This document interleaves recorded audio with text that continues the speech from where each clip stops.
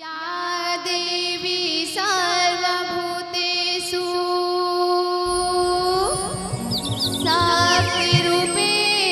शक्तिरूपेण संस्कृता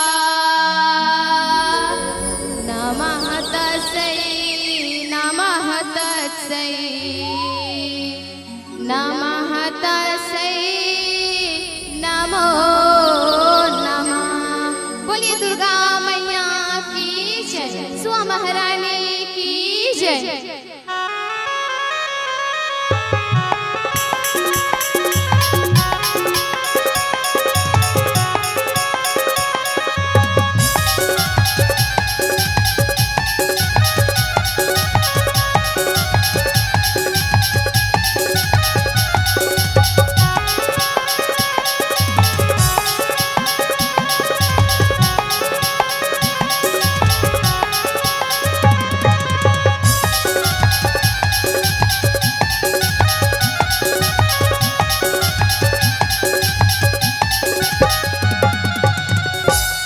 मैं तो बन के सुहाना रे उड़ी उड़ी जाऊं पहाड़ों पर बैठे माता।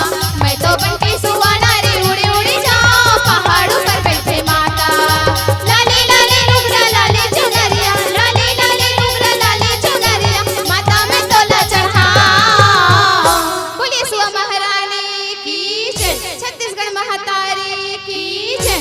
मैं तो बन के सुहाना रे उड़ी उड़ी जाऊं पहाड़ों पर बैठे माता।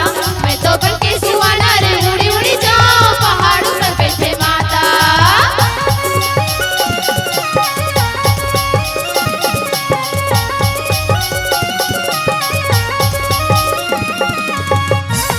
तो बन के सुहाना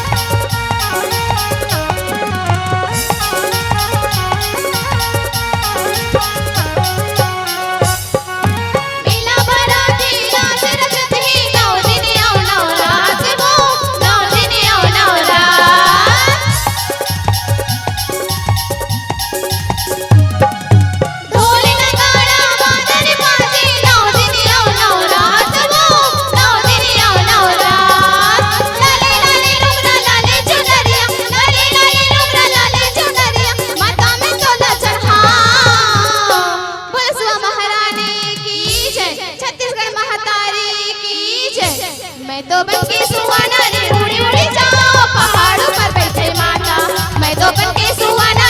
पर बैठे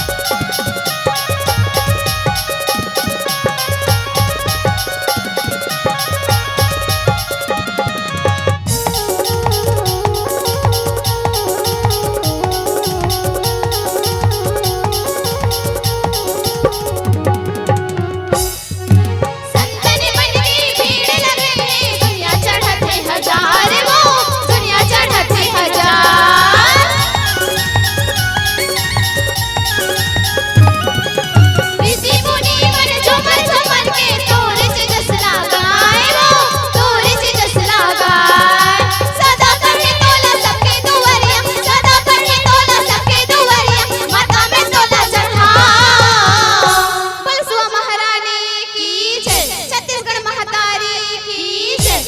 मैं तो बन के सुहाना रे उड़ी उड़ी जाऊं पहाड़ों पर बैठे माता।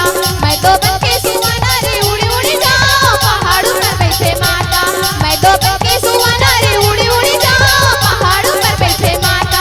मैं तो बन के सुहाना रे उड़ी उड़ी जाऊं पहाड़ों पर बैठे माता। मैं तो बन के सुहाना रे उड़ी उड़ी जाऊं पहाड़ों पर बैठे माता। बोले सुआ महारानी की जय, छत्तीसगढ़ महातारी